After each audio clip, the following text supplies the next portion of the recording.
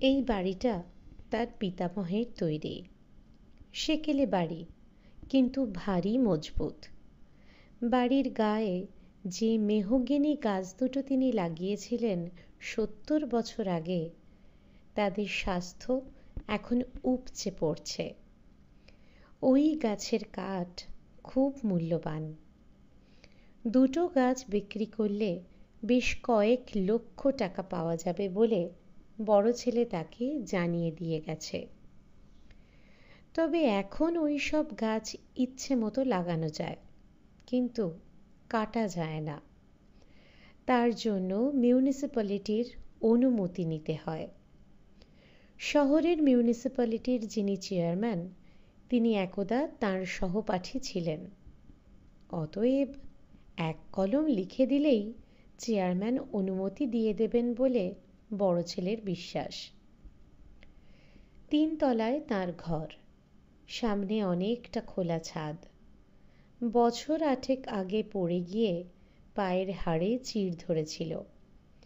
চিকিৎসার পর ব্যথা কমেছে, কিন্তু হাঁটতে গেলেই বড় ভয় হয় পড়ে যাবেন। তাই লাঠি ব্যবহার করেন। লাঠি নিয়ে ছাদে ঘুরে বেড়ান। সিঁড়ি ভেঙে নিচে নামতে ইচ্ছে করে না। ফলে সমস্ত পৃথিবীর সঙ্গে তার যোগাযোগের একমাত্র সূত্র হল টেলিফোন। তবে আজকাল তার ফোন কদাচিৎ বাজে। 82 বছরের বৃদ্ধকে ফোন করার মতো মানুষের সংখ্যা দ্রুত কমে আসছে। একটা টিভি আছে, আছে প্রচুর বইপত্র। খবরের কাগজ আসে 2টো, দিব্যি চলে যাচ্ছে। স্ত্রী গত হয়েছেন বছর 15 আগে। দোতলায় 2 ছেলে বাস করে। পুত্রবধূরা পালা করে আসেন। কোনো প্রয়োজন আছে কিনা জিজ্ঞাসা করে যান। কাজের লোক তার দেখাশোনা করে না। ছেলেদের বিরুদ্ধে তার কোনো অভিযোগ নেই, বরং এই একাকী থাকাটাই তার ভারী পছন্দ। 82 বছর পৃথিবীতে বেঁচে আছেন। এখন শেষ সময়ের প্রতীক্ষা। নিজেকে তৈরি রাখার জন্যে একাকিত্বের বড় প্রয়োজন। আজ সকালে চমৎকার রোদ উঠেছে। কদিন থেকেই 2টো চড়ুই একটু একটু করে সাহসী হয়ে তার কাছাকাছি চলে আসছে। পাখিরাও বুঝতে পারে মানুষ কখন গাছ হয়ে যায়। ওদের নামকরণ করেছেন তিনি, পাখি, পাখিনি। পাখিনি বড় আদুরে। বড় বৌমা এলেন জলখাবার নিয়ে। টেবিলে পাত্রগুলো সাজিয়ে ঢাকলেন। আসুন বাবা, কাল বলেছিলেন নিরামিষ খাবেন, তাই এনেছি। ভালো করেছ। লাঠি হাতে চেয়ার ছেড়ে উঠে খাবারের টেবিলে এলেন তিনি। ঘড়ি দেখলেন, ঠিক 8:45। বড় বৌমা সময় রাখতে জানেন। একটা কথা বলবো বাবা? তাকালেন তিনি। বড় বৌমা বললেন, আপনার ছেলে বলছিল ওর পরিচিত একটা সংস্থা আছে, যারা খুব যত্ন করে বেড়াতে নিয়ে যায়। আপনি তো অনেক দিন বাইরে বের হননি। দিন 10 জন্য ঘুরে এলে একটু পরিবর্তন হবে। দেখছো, এই ছাদের ওপর হাঁটাহাঁটি করি, নিচে নামতে ভরসা পাই না। আপনার কোনো অসুবিধা হবে না, ওরাই সব ব্যবস্থা করবে। হরিদ্বারে তো কখনো যাননি। এখন ওখানে আবহাওয়াও বেশ ভালো। না না, আমার তীর্থ করতে যাওয়ার কোনো বাসনা নেই। তীর্থ করতে যাবেন কেন? হরিদ্বারে গঙ্গার পাশে বসলে মন ভালো হয়ে যায়। ওরকম দৃশ্যের সামনে গেলে সময় কখন কেটে যাচ্ছে টের পাওয়া যায় না। বড় বৌমা বললেন, আমরা তো বছরে 2বার বেড়াতে যাই। আপনি যেতে চান না শরীরের জন্য। এদের সঙ্গে গেলে সেটা সমস্যা হবে না। বলছো যখন, তখন ভেবে দেখি। কথা শেষ করলেন তিনি। ভেবে দেখলেন, ভালো ভ্রমণ সংস্থা হলে চিন্তার কারণ নেই। তবু বঙ্কুবাবুকে ফোন করলেন তিনি। ভদ্রলোক এখন 84, একই অফিসে কাজ করতেন, বিয়ে করেননি, সারা জীবন শুধু ঘুরে বেড়িয়েছেন ছুটি পেলেই। বঙ্কুদা, আমি প্রশান্ত বলছি, প্রশান্ত সেন। আরে কি খবর? খুব ভালো সময়ে ফোন করলে। আমি একটু বাদেই বেরিয়ে যাচ্ছি, এবার বাংলাদেশ। সেই কোন কালে চলে এসেছিলাম, এবার গিয়ে দেখব স্মৃতির সঙ্গে মেলে কিনা। তা কি ব্যাপার বলো? বঙ্কুদা জিজ্ঞাসা করলেন। আপনি তো জানেন আমার একটা পায়ে একদম জোর নেই, লাঠি ছাড়া হাঁটা মুশকিল। ছেলে বৌমা বলছে ভ্রমণ সংস্থার সাহায্য নিয়ে একটু বেরিয়ে আসতে। আপনার কোনো ধারণা আছে ওদের সম্পর্কে? জিজ্ঞাসা করলেন তিনি। অবশ্যই আছে, দুটো সংস্থার নাম বলছি, ট্যুর এবং সি অর স্কাই। এদের ওপর চোখ বন্ধ করে নির্ভর করতে পারো, বঙ্কুদা বললেন। যাত্রার দিন স্থির হয়ে গেল।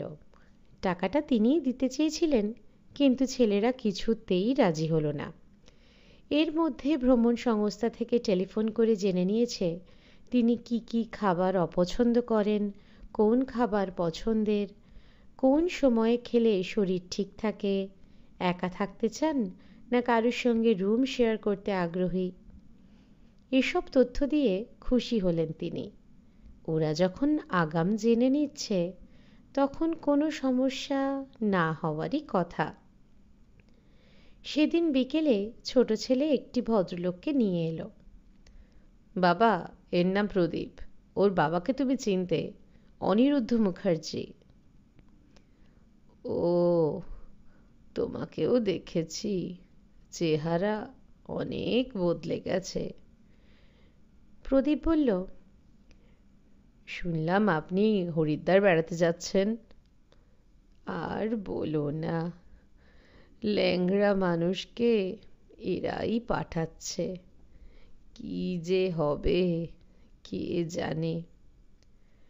ছোট ছেলে বলল, এখনো ওই কথা ভাবছো? কিছুই হবে না। প্রদীপ বলল, আমার পিসিমা বিধবা হওয়ার পর বাবা আমাদের বাড়িতে নিয়ে এসেছিলেন। সে অনেক কাল হয়ে গেল, বাবাও চলে গেছেন। পিসিমা সেই যে বাড়িতে ঢুকেছেন, আর বের হননি। ওকে ফেলে আমরা কোথাও যেতে পারি না, ওরও কোথাও যাওয়া হয় না। অনেক কষ্টে পিসিমাকে রাজি করিয়েছি ভ্রমণ সংস্থার সঙ্গে হরিদ্বার যেতে। ওরাই সব দেখাশোনা করবে। তবু আপনি যদি একটু খেয়াল রাখেন, তাহলে নিশ্চিন্ত হব আমরা। তিনি কি অসুস্থ? না না, এমনি ঠিক আছেন, তবে মাঝে মাঝে পেটে যন্ত্রণা হয়। কেন? আর কেন, একবেলা খাবেন তাও আবার আতপ চাল।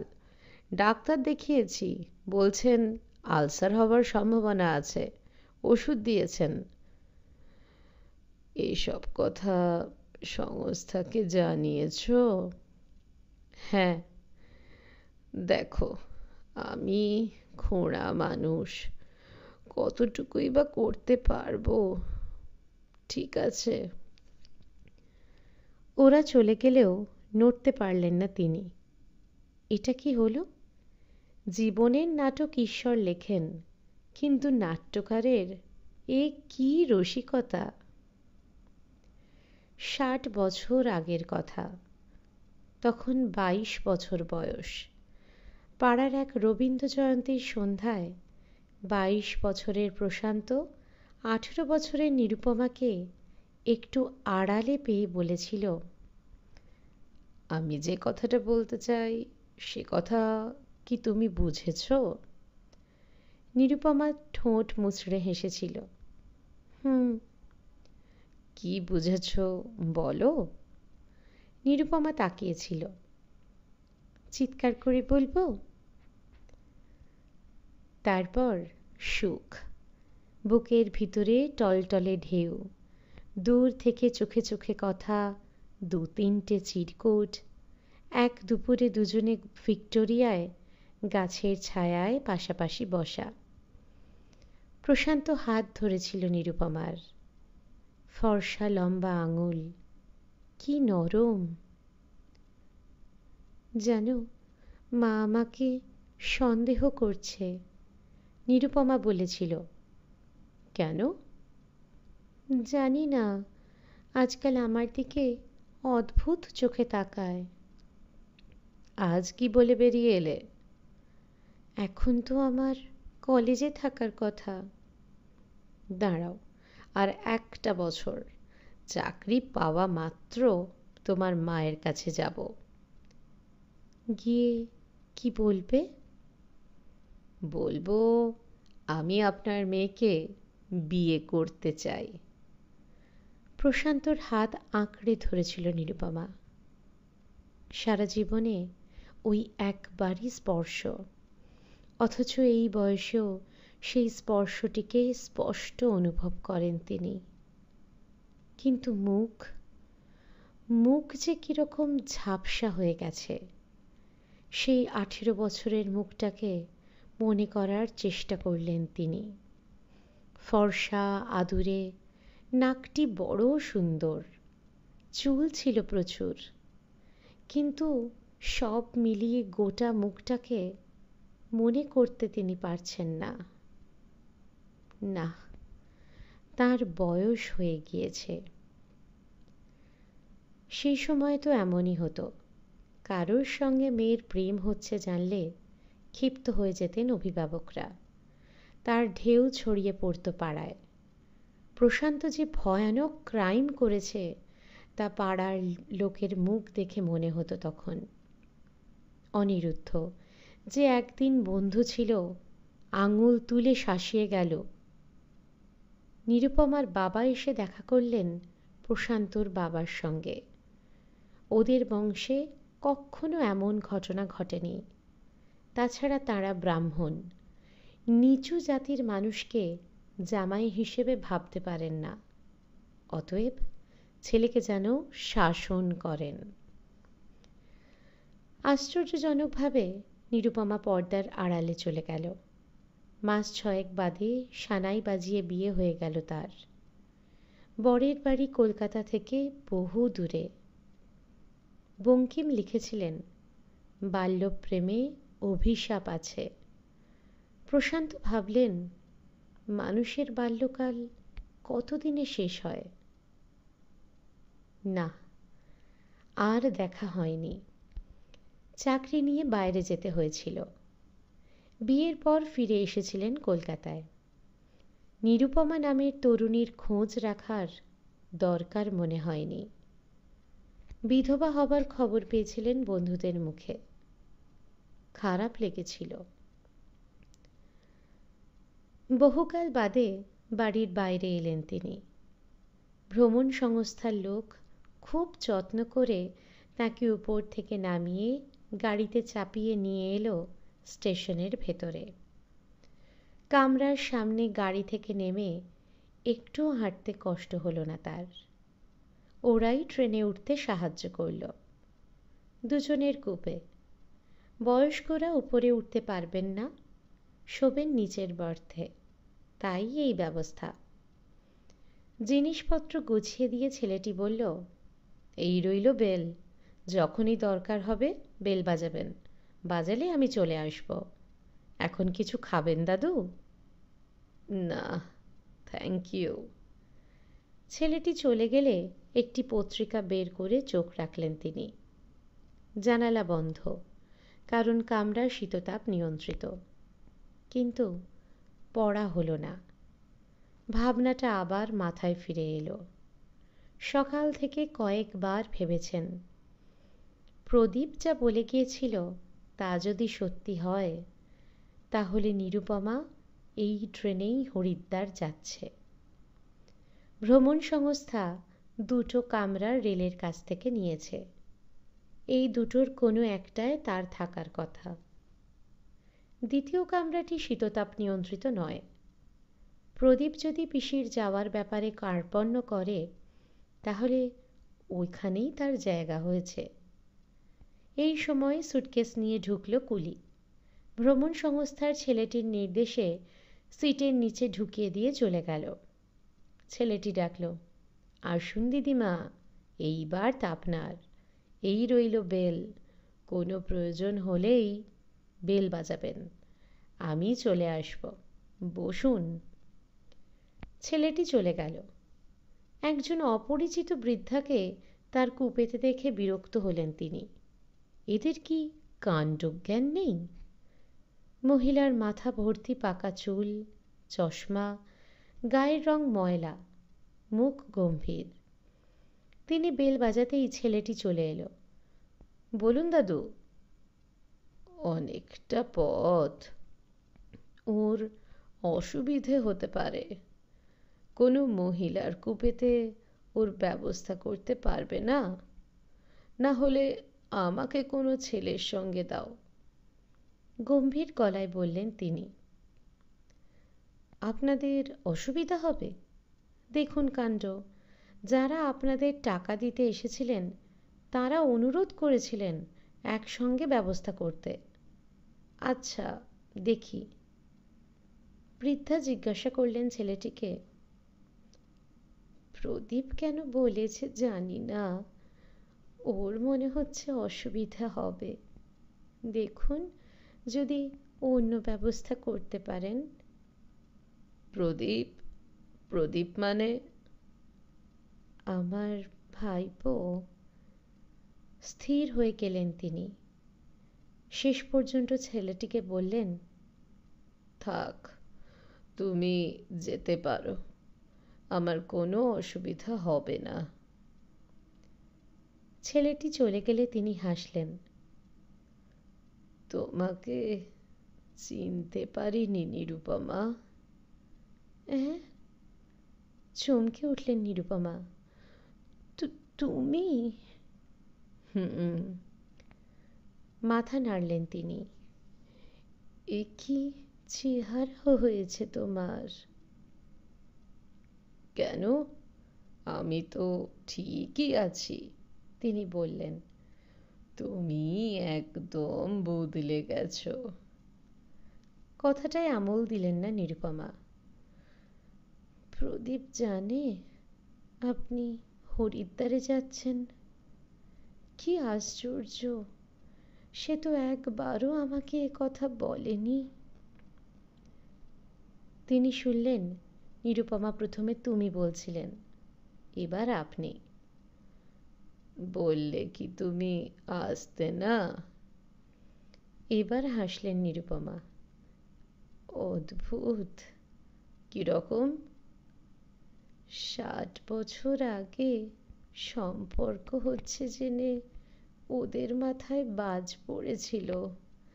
তাড়াতাড়ি পাত্র খুঁজে বিয়ে দিয়ে তবে স্বস্তি পেয়েছিল ওরা। অথচ 60 বছর পরে ওই বাড়ির ছেলে জেনে শুনে একসঙ্গে হরিদ্বারে বেড়াতে পাঠাচ্ছে। এর চেয়ে অদ্ভুত ব্যাপার আর কি হতে পারে? নিরুপমার কথা শেষ হতেই ট্রেন ছাড়ল। তুমি কেমন আছো নিরুপমা? একজন বাঙালি বিধবা যার কোনো সন্তান নেই, যেমন থাকে তেমন আছি, গম্ভীর মুখে বললেন নিরুপমা। তিনি উঠলেন। ছেলেটা যে বেল বাজাবার কথা বলেছিলেন তা ভুলে গিয়ে লাঠি টেনে নিয়ে দাঁড়াবার চেষ্টা করতেই ট্রেনের ঝাঁকুনিতে টলমল হলেন। নিরুপমা দ্রুত ধরে ফেললেন তাকে। এ কি, তোমার পায়ে কি হয়েছে? ভেঙেছিল, বুড়ো হাড় ঠিকঠাক জোর মেনে নেয়নি। কোথাও যাবে? টয়লেটে। দাঁড়াও, ওই ছেলেটিকে ডাকি। নিরুপমা বেল টিপলেন। তিনি বললেন, ট্রেনটা দুলছে বললে, প্লেন জায়গায় হাঁটতে অসুবিধা হয় না। ছেলেটি ছুটে এলো। বলুন দাদু। একটু টয়লেটে যাব। আসুন। হাত বাড়িয়ে তাকে ধরে ধীরে ধীরে বের করে নিয়ে গেল ছেলেটি।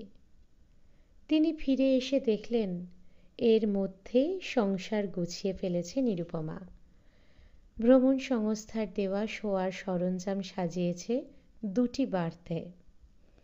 নিরুপমা জিজ্ঞাসা করল, কখন খাবে জিজ্ঞাসা করতে এসেছিল? ওদের তো সময় দেওয়া আছে। তিনি বিছানায় গেলেন। তাকে ভালো করে দেখলেন নিরুপমা। আর কি কি বাঁধিয়েছ? তেমন কিছু নয়, হৃদয় এখনো অটুট আছে। চশমার পাওয়ার মনে হচ্ছে বেশ। ও হ্যাঁ, ছানি কাটিয়েছি, তবু ব্লাড সুগার বোধহয় নেই। বোধহয় কেন? ছানি কাটাবার আগে পরীক্ষা করাওনি? সে তো অনেক বছর আগের কথা। তোমার কথা বলো। আমি জমেও ছোঁবে না। পেটে তো আলসার বাঁধিয়েছ, ওষুধ এনেছ তো? অবাক হয়ে গেলেন নিরুপমা। তুমি কি করে জানলে? একবেলা খেলে তো আলসার হবেই। প্রদীপ বলেছে নিশ্চয়ই। আর লোক পেল না? তার মানে? কাছাকাছি থেকেও 60 বছরে যে খোঁজ নিল না একবারও, তাকে এসব কথা বলার কোনো মানে হয়? ছোট্ট হাসল নিরুপমা। একজন বিবাহিতা মহিলাকে বিরক্ত করা ভদ্রতায় বেঁধেছে। তারপরে আমার ঘরে যে এসেছিল তাকে অসম্মান করা হতো। আমি তাকে দেখেছি। ও, তোমার সঙ্গে চমৎকার মানাতো। কয়েকবার দেখেছি। নিরুপমা বললেন, যেদিন শুনলাম উনি চলে গেছেন সেদিন খুব খারাপ লেগেছিল। তার মানে তুমি আমার খবর রাখতে? না, কানে এলে শুনতাম। ছেলেটি এলো। এবার আপনাদের ডিনার দিতে বলি? নিরুপমা বললেন, কি দেবে বাবা? আপনার জন্যে রুটি, দুটো নিরামিষ তরকারি, সন্দেশ। আর দাদুর জন্যে রুটি, তরকারি আর চিকেন কারি, মিষ্টি। ছেলেটি হাসল। তুমি ওসব না দিয়ে আমাকে শুধু একটা মিষ্টি দিও, নিরুপমা বললেন। সে কি, শুধু একটা মিষ্টি খেয়ে সারা রাত থাকবেন? ছেলেটি জিজ্ঞাসা করল।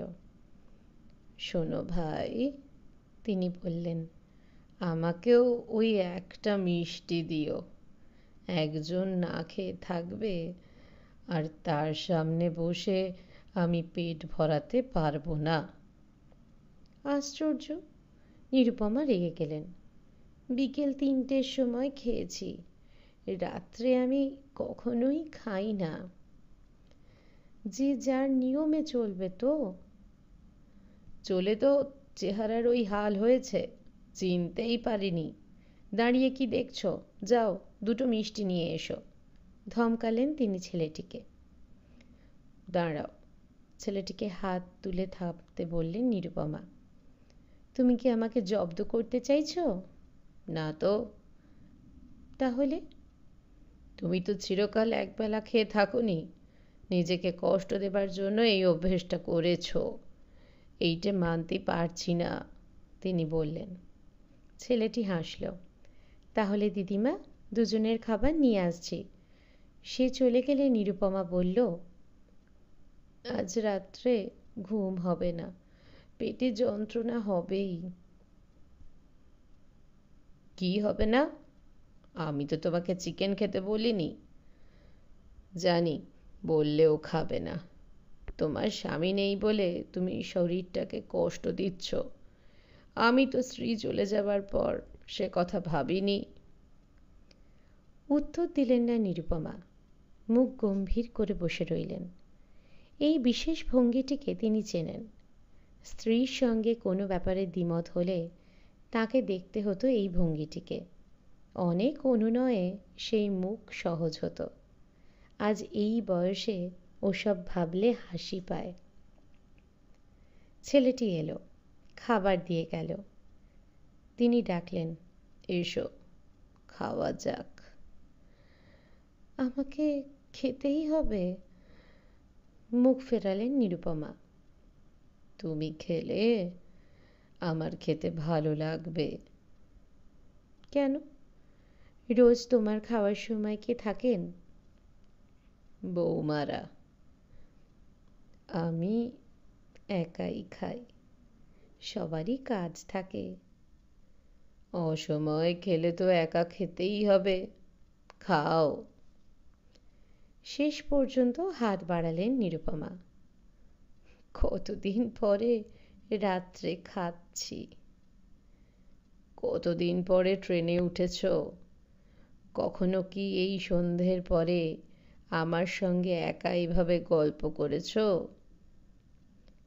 কল্পনা করেছিলাম, ভেবেছিলাম তুমি আমাকে নিয়ে ট্রেনে চেপে অনেক দূর চলে যাবে। বিয়ের আগের দিনও ভেবেছিলাম।